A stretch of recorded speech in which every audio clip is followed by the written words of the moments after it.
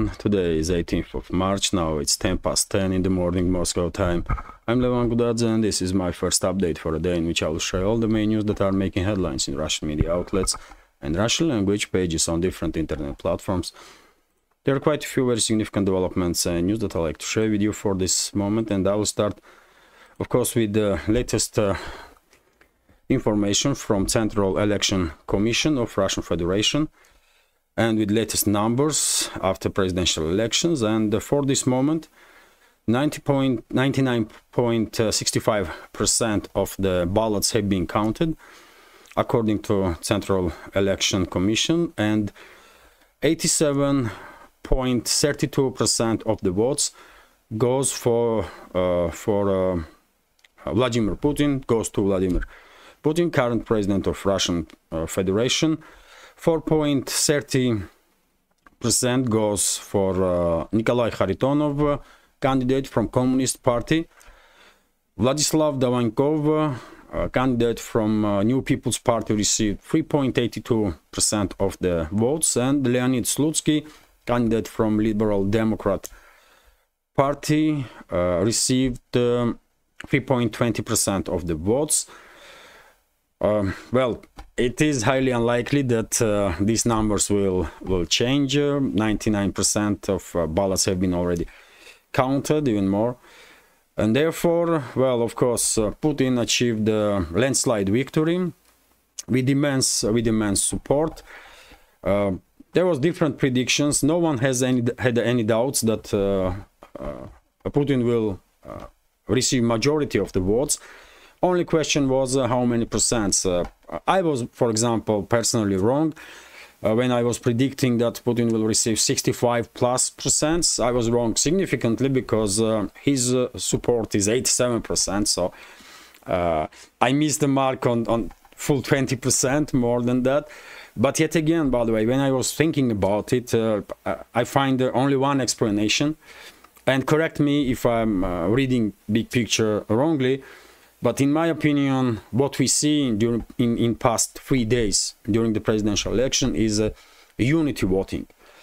This was clearly unity voting, and society here in Russia demonstrated that it's strong and united in face of unprecedented assault from the collective West or Western ruling class. And therefore, we have numbers that we have. Putin received 87% of the votes, and I believe many supporters of Communist Party, by the way, many supporters of Liberal Democratic Party most likely voted for President Putin to demonstrate unity.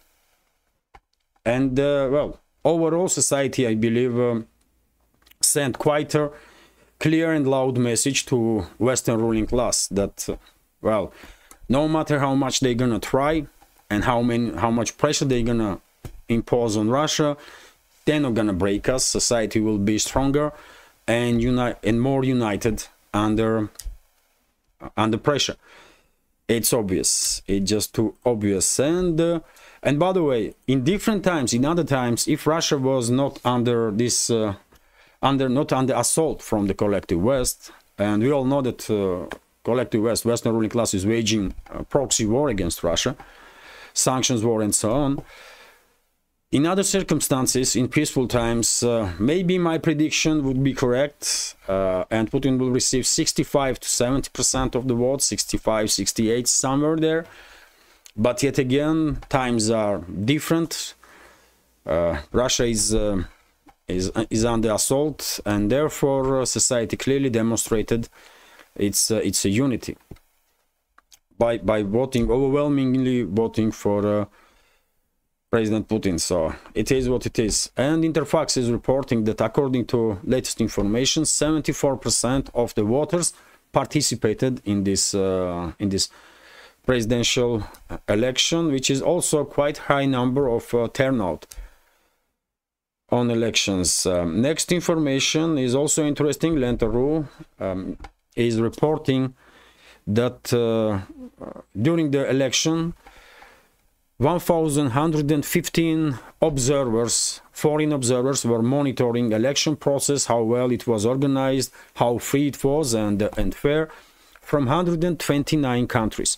So 1,115 observers from 129 countries, and of course many of them or all of them will share their opinion. I did saw comments of many of the observers, and I was somewhat surprised in some cases, because especially from I was surprised to hear from Western observers from the Western countries when they were saying that elections were in Russia organized much better than in their own countries. I spoke about this topic yesterday during the live stream on my YouTube channel, and I said I cannot compare, because I never participated in any elections in the West, so I don't know. But those people, those observers should know. And first of all, what comes to mind is US, by the way. US, where every single state has its own rules, and it seems quite messy stuff in the US, quite a complicated process when it comes to elections, then easy to manipulate. So yes, I mean, maybe our friends from US will share with us their opinion about how well organized elections in US are. But after all, even nowadays, by the way, not all supporters of Trump, for example, are convinced that previous presidential elections, when Biden won, was fair and free. And just a few days ago, I read some article when supporters of Democrats were arguing that people should vote without IDs, which seems nonsensical. I mean, why on earth are you gonna allow people to vote without IDs? I mean, in this case, these people may just vote like 15, 20, 50 times a day by just walking around different polling stations in different towns, even different states. Well, as I said, man, I'm not saying that US system is good or bad. I don't know, but it seems quite complicated and messy. But anyway, of course, world community will receive opinion of these observers from foreign countries, and they will have a better understanding how election process went here in Russia. Unfortunately, even though in general elections went smoothly, elections was well organized, as many observers are confirming, but unfortunately on the borderline regions, forces of Kiev regime was shelling settlements, cities. They were shelling buildings where polling stations were located. There were casualties as a result of this. Also, we all know that exactly during the presidential elections, Kiev regime sent thousands of its troops to infiltrate Russian territory to destabilize situation in Kursk and the Belgorod region. They failed. They failed miserably, and over 1,500 military personnel of Kiev regime was neutralized, and few dozens of military equipment. But yet again, there was definitely attempts from Kiev regime, and therefore by Western ruling class, to destabilize situation in Russia. Also, Russian distant voting system was under heavy pressure, because there was hundreds and hundreds of DDoS attacks on this system, but it still worked. It worked, and many people voted distant by internet in these presidential elections. Over 2 million, if I'm not mistaken. So yes, despite some issues in borderline regions, and despite attempts of some so-called liberals to disrupt election, when there was few dozen of occasions when these people, so-called liberals, in some cases under orders from outside of Russia, in some cases probably under their own initiative, were going into polling stations and pouring some liquid paint into ballot boxes and trying to distract election processes. But that was minor stuff that could not influence, of course, overall election processes. So yes, in general, election went quite smoothly. Russia is, after all, the biggest country in this world. So yes, elections went quite smoothly, and we have results. Society overwhelmingly demonstrated its unity, and it should be clear for everybody in this world, and especially for Western ruling class, that probably hoping that with these sanctions wars, proxy wars, they're gonna destabilize situation in Russia and maybe even provoke some internal confrontation, but they definitely failed. RT's report that, well, yesterday, late after initial results were published, of course, current leader of Russian Federation went to headquarters of his election headquarters, and he spoke with his supporters, with the journalists, and he made quite a number of interesting statements. Of course, he thanked Russian citizens for demonstrating unity, for participating in elections. Of course, he thanked everybody first, and then his supporters. And same time, he made several quite interesting statements on topics of politics and geopolitics. And for example, let's go through this news here. It is no secret that fighters from NATO states are present on the ground in Ukraine. Russian President Vladimir Putin has said, noting that those service members are facing extremely grim prospects. Speaking to his supporters and reporters on Sunday night after his landslide presidential election victory, Putin stressed that Moscow was well aware of the US-led military bloc's push to deploy troops into Ukraine. We hear both French and English speech there. There is nothing good in this, first of all, for them because they die there and in large numbers, he said. He also weighed in on a potential full-scale conflict between NATO and Russia, warning that it could not be ruled out. Anything is possible in the modern world, but everyone knows that this would be one step shy of a full-scale world war. I don't think that anyone is interested in that. So he commented that further escalatory steps from the Western collective West may provoke world war. Quite a clear warning.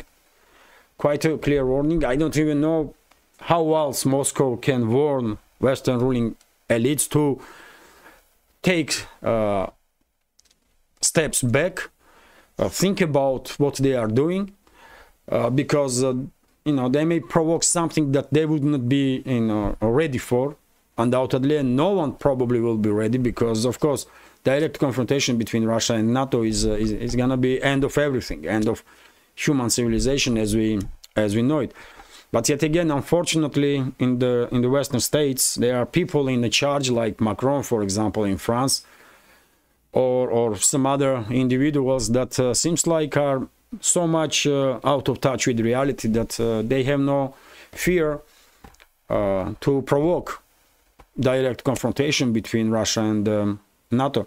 At this point, I believe it is clearly time some secret services to intervene in the Western states, secret services, military personnel, and to take down those so-called leaders, political leaders of those countries, until they provoke nuclear war, which will erase from the face of the entire West.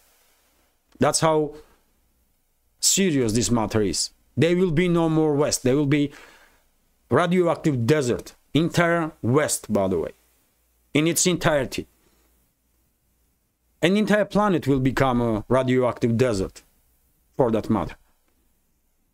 So, I don't know, man, what secret services of France, what French militaries are thinking, or Same goes for Germany, for United Kingdom. But if they don't want their own countries to be erased from face of the earth, it's time to get active and do something about their crazy leaders, political leaders, so-called. Anyway, let's continue. Putin also said quite a few interesting statements other than that topic of Russian-NATO confrontation. And for example, Russian President Vladimir Putin has said that by criticizing democratic processes in other countries, in other states, all while using their own administrative resources to suppress one of American presidential candidate, Washington has become a laughingstock of the rest of the world. Speaking to the journalists at his campaign headquarters in Moscow on early Monday morning, after the preliminary results indicated his victory with over 87% of the votes in the country's presidential election, the Russian leader said that the whole world is laughing at what is happening in the US. Excuse me. We are behaving with more restraint than their opponents in their opponents in other countries. But this is just a catastrophe, not a democracy. That's what it is. Putin said in regards to what is going on in the US. Putin noted that the current US administration is using all its power and resources to attack one of the presidential candidates, apparently referring to former President Donald Trump, who is facing a litany of lawsuits despite being the frontrunner and virtually the only remaining Republican hopeful. And well, who can disagree with these statements? That's how we see situation outside of the US, and I believe many US citizens see it exactly the same way, that Trump has been vindicated by political system and current administration in US, and it's a clearly political prosecution what is happening around Trump. I mean, there can be no other explanations. Neolibs, supporters of Democrats can come up with whatever argument they want, but it would not work. It would not work because if Trump never made decision to enter politics, he would live his life peacefully, and there will be no allegations against him on anything at all, I guess. But now, almost every other day, there are some allegations. And Biden's administration, with the corrupt judges in US judiciary system, clearly are trying to bankrupt this candidate and to remove him from a presidential run by any means necessary. They did not yet try to kill him, but they might. They might.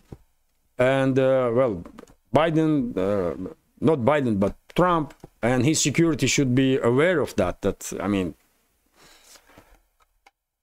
this desperate and clearly inadequate individuals among Democrats and neolibs may do anything to remove Trump from running for office, including attempts to assassinate him. Anyway, let's continue. RT is reporting that yesterday Putin also spoke about Navalny, Alexei Navalny, who passed away while in custody several weeks ago. And well, let's go through this news. Russian opposition figure Alexei Navalny, who died in Russian prison, was to be exchanged for some Russian prisoners held in the West, President Vladimir Putin has revealed. Speaking to supporters on Sunday, Putin said that senior Russian officials had floated the idea of prisoner swap with the West a few days before Navalny's death. The later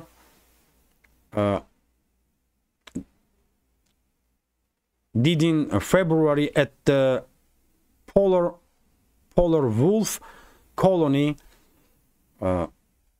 Navalny died in February in a Polar Wolf colony inside the Arctic Circle, where he was serving a lengthy sentence on number of charges, including those stemming for fraud cases. Well, what is the main point here? That well, Putin himself said that there was some talks about prisoner swap, and Navalny is supposed to be part of this swap, and then he died. And everybody was surprised by this. And if you remember, I said straight away, if there was some outside involvement in this, in his death, most likely it was Western secret services, because they used Navalny as much as they could. And Navalny in prison or Navalny in exile would not be as useful for them as Navalny dead. Because in that case, they will try to make from him some kind of hero, and will push another figure as a opposition leader, wife of Navalny, who clearly worked with the Western secret services, because on the day of Navalny's death, she was, for whatever reason, in Munich Security Conference. And the question is why? I mean, who is she to be presented on Munich Security Conference when that gathering is supposed to be for experts and world leaders? Is Yulia Navalny expert in anything at all? Literally anything at all. Nothing to be said about global security. So there are so many reasons to believe that if there was external influence on Navalny's death, most likely it was Western secret services, although not Putin, not any Russian high-ranking official did not say nothing about it. It's just my speculation. But, well, yet again, without knowing 100% information, hard to tell. And by the way, my prediction was correct when I said on the very first day when Navalny passed away that Western ruling elites will try to create from Yulia Navalny, now wife of Navalny, some kind of political figure, like they did it with this Belarusian female Tikhanovskaya, and also this Venezuelan guy. I cannot even remember the name of that guy. When Washington called some random individual president of Venezuela, man, and the entire world was laughing on that decision. And they tried to do it with this Tikhanovskaya. It's Tikhanovskaya, isn't it? Female from Belarus. And that operation also failed miserably because, I mean, who the hell is Tikhanovskaya, man? And then where is she? I mean, what is she doing? Or where is this so-called president of Venezuela that was officially recognized as the leader of Venezuela by Washington and other Western states? Where is that guy? Guaido, that's it, man, Guaido. Where is he? You know? And very same will happen with Yulia Navalny, because this system is not working, by the way. It's not working, but Western ruling class and their secret services, they are unable to learn on their own mistakes. They're, in principle, unable to learn. And therefore, for example, yesterday's videos were circulating on internet when Yulia Navalny was in Germany, if I'm not mistaken, in one of the European cities, and she had it was Germany, I believe. And by the way, she went, according to some reports, she went to Russian embassy to vote. For whatever reason, I mean, she's and her inner circle is claiming that, I mean, she cannot come in Russia because she is afraid of something, because of security stuff. But she went to Russian embassy. She went to Russian embassy and voted. And if a Russian state wanted to arrest her, they can do it in an embassy. It's a Russian territory. It's a Russian territory. Any embassy is a territory of a country that it represents. But she went in embassy, voted, come out without any any issues, and then she had this photo shoot with her supporters, and you should see that video. Many of them, many of you probably see, there was some, I don't know, 30, 50 people attending this show, maybe 70, that's it. And Western ruling class want to present her, that cannot gather even like a couple of thousand people. In Germany, by the way, where there are hundreds of thousands of people from Russia or Russian roots. Nothing to be said about Europe. I mean, entire this so-called liberal Tusoka is in the West, almost entirely, isn't it? And that's all they managed to do, some 50, 70 people.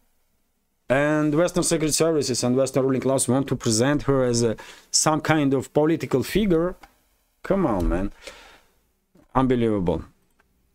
Totally nonsensical moves from collective West.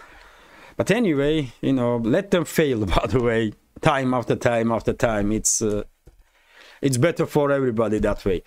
RT is reporting that Moscow responds to West's election criticism. The West itself ensured Vladimir Putin's historic victory in the presidential election by ensuring that NATO is perceived in Russia as a dangerous enemy. Foreign Minister spokeswoman Maria Zakharova has said, and she's absolutely correct, by the way. As I mentioned in the beginning, I believe in past 3 days we see voting for unity. It was a presidential election, but same time it was vote for unity to demonstrate that Russia is united, Russian society is united in face of this existential, I will say, threat from collective West. And with different words, but well, Maria Zakharova is basically saying the same. That's how I read her statement. But let's go through news. The German Foreign Ministry called Russia's presidential election neither free nor fair, adding that its results surprises no one. I mean, who cares about German Foreign Ministry, man, really? Or any foreign ministry of any NATO member states, for that matter. I mean, who cares? I will just maybe take in other basket two countries among NATO member states, free maybe, Hungary, Slovakia, and Turkey. These 3 countries clearly are trying to at least demonstrate their sovereignty and independence, and they are fighting for it. I mean, it's you can clearly see it, observe it. So these 3 countries, yes, definitely are whole different story, but rest of the NATO member states, I mean, who cares what leaders of those countries have to say? I mean, really. And the Foreign Ministry of Germany, Annalena Baerbock, by the way, this uneducated individual who cannot, I mean, who probably hardly has the intelligence of 5th grade kids here in Russia. I mean, who cares what she has to say? Come on, man. Anyway, let's continue. Meanwhile, UK Defense Secretary Grant Shapps accused President Vladimir Putin, who has won by a landslide, of stealing another elections, but vowed that the Russian leader will not steal Ukraine. I mean, what an idiot, man. What an idiot, man. I mean, yes, Putin steal elections. From whom? From whom? From Yulia Navalny, that cannot gather 70 people in her show? From whom? Fucking idiots, man. That's what these, you know, creatures are really in the leadership of collective West. That's all. I cannot comment on these idiots, man. Seriously, man. Sorry, guys. I know some of the members of our community don't really like when I'm getting a little emotional, but I mean, I cannot take this level of stupidity of the Western leaders, by the way. It's just too much, really. I cannot pretend that I'm taking seriously these people, man. I'm not gonna play here. And I feel sorry, by the way, if citizens of UK or France or Germany are taking seriously their own leaders. I really feel sorry for them, because I think they deserve better. They can do better. Anyway, let's continue. And RIA Novosti is reporting that Russian armed forces, well, enough talk about elections and that kind of stuff. Next news is about special military operation, and Russian military is liberated Myrnaya settlement in Zaporozhye sector of the front line. And let me show you Myrnaya. So this is Zaporozhye sector, of course, and Myrnaya is eastern part on the eastern side from Orekhov bridgehead. This settlement, by the way, not far away from Gulyai Pole or Chervonne, a small village, relatively small village, by the way, although with its own industrial zones or yes, we did some small industrial zone, it seems like, or farms and so on. Surprising statement from Russian Defense Ministry yesterday, because I don't think many people were expecting Russian offensives in Zaporozhye sector of the front line anywhere other than Orekhov bridgehead.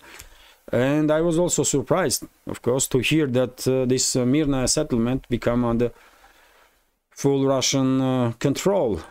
Let's continue. RIA Novosti is reporting that, well, yesterday Kiev regime targeted military base in Transnistria, military base of local security forces with a drone, and during that strike Mi-8 transport helicopter was destroyed. I shared video on my Telegram about that attack. You might see it yesterday. Yes, this is the video, by the way. As you can see, helicopter was on the ground, empty, and then drone strike destroyed it. And according to reports that I see, this drone was launched from Ukrainian side, from Kiev regime. And in that case, one should expect more and more this kind of terrorist activity from Zelensky and his associates against Transnistria in upcoming days and weeks. Lenta.ru is reporting that yesterday Russian armed forces shut down Ukrainian helicopter not far away from Russian border in the Sumy region, which is still controlled by Kiev regime. And what is interesting, where is the map? This is the map. What is interesting, according to some reports, it was a Mi-24 helicopter. According to other reports, it was a Mi-24 helicopter. And I see on some channels also information that maybe that was a UH-60 Black Hawk helicopter of Ukraine's military intelligence, main directorate of intelligence of Ukrainian armed forces, because it's this military intelligence of Ukraine that is in charge of these attempts to infiltrate Russian territory in Kursk and Belgorod regions that we see in previous several days. And there are reports, as I said, that it was a Mi-8 transport helicopter, Mi-24, or maybe even this UH-60 Black Hawk helicopter. Some videos are even circulating on internet with two UH-60 helicopters. I cannot confirm that video. Maybe it's AI made, by the way. These times it's hard to take any one source as a 100% true. We need some more information constantly and more confirmation, more sources. That's why I always say take any information you see, read or listen with pinch of salt. That's what I do anyway. And well, if it's your Black Hawk, by the way, this is first time, I guess, when Black Hawk helicopter was destroyed to Ukraine. I did not even knew that Kiev regime received some Black Hawk helicopters. I just did not knew it. And I saw first time yesterday information that in inventory of Ukraine's military intelligence, there are several Black Hawk helicopters. Anyway, let's continue. And according to reports, by the way, there were 15 to 20 military personnel on that helicopter. So if that's the case, then it could not be Mi-24, because Mi-24 can carry only like 6 to 8 military personnel with full equipment, and that's it. Maybe 10 if it's that necessary, but definitely not 20. So let's continue now, and we have Washington Post's report, by the way, that Ukraine has told its Western backers that munition for some of its air defense systems could be almost used up by the end of the March, according to Washington Post. Well, yet again, we should take any information with a pinch of salt. This information also, of course, it sounds good. It sounds good for Russian side, especially for Russian frontline aviation, if Kiev regime is running out of missiles for air defense systems. But maybe Washington Post is engaged in some misinformation or disinformation campaign. Who knows? Who knows? So anything we'll see should be taken with a pinch of salt, undoubtedly. Although, by the way, of course, in recent 2 weeks, let's say, Russian armed forces destroyed quite a number of air defense systems of Kiev regime. Western-made air defense systems, Soviet air defense systems. So I'm not at all surprised that Kiev regime might experience significant difficulties when it comes to air defense. TASS news agencies report that according to Wall Street Journal, military-industrial complex of Eurozone will be able to significantly increase its munition production or shell production only towards the end of 2025. Yet again, if true, interesting and even good news for Russian side. And finally, several EU members oppose plans to arm Kiev with the Russian frozen assets. A European Union plan to use the profits generated by Russian central bank assets frozen in the bloc to buy weapons for Ukraine has faced resistance from Malta, Luxembourg and Hungary. Politico reported on this matter Tuesday, citing EU officials. So yes, Hungary is not alone. Malta, Luxembourg is also opposing, and I'm kind of surprising that Slovakia is not next to these countries. Why? I was thinking Slovakian government wants to demonstrate that they are not as Russophobes, at least, as the previous government of Slovakia, but I don't know, maybe they had some communication with Washington and London and received orders that, well, they have to be Russophobes or else. And maybe Slovakian government has change of mind now. Anyway, this is it for now, by the way. Hopefully you will find this relatively short update informative, interesting and useful, and if so, please click that like button and leave some commentary just about anything, any topic. More likes and comments will definitely help to deal with the algorithms of both platforms, Rumble and YouTube, and will allow me to reach wider audience. And for very same reason, if you can, please share links to my videos or my channels with your friends on any of the platforms that you are actively using. And finally, if you think this channel is interesting, useful, has some potential and deserves to exist in this field of news and political commentary, please consider to support my work with small donations through PayPal, Boosty. I'm using Boosty since I was cancelled on Buy Me a Coffee, so you can support with small donations through PayPal, Boosty, or by subscribing to my Patreon page, on which I have extra content on regular basis. And today, not gonna be exception. I will have second news update on a Patreon. So yes, this is it for now. Have a great day and take care. Thank you for your attention.